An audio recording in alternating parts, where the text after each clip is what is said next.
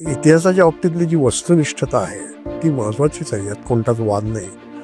आणि म्हणून संशोधन पद्धती जी आहे ती आपली अशी असली पाहिजे की ती वस्तुनिष्ठ शक्य तेवढी असली पाहिजे. म्हणजे काय, तर आपण इतिहासात जे काही ज्याला आपण फॅक्ट्स म्हणतो, म्हणजे घटित तथ्य. किंवा वस्तुस्थिती किंवा तथ्य, त्या आपल्याला शाबित करता येण्यासाठी पुरेसे पुरावे आपण त्यातले पाहिजे असले पाहिजेत. म्हणून साधनांचा अभ्यास, साधन शोध आणि साधन चिकित्सा याच्यावर ऐतिहासिक संशोधन उभं राहतं. त्यामुळे तिथे ती वस्तुनिष्ठता असते. पण इतिहासाच्या वस्तुनिष्ठतेवर खूप वाद आहेत. म्हणजे मी त्यात आत्ता फार जात नाही, कारण त्याच्यावर एक वेगळं लेक्चरच होईल, त्यात मी तितकं जात नाही. पण एक मात्र सांगतो की इतिहास हा असतो का 100% वस्तुनिष्ठ?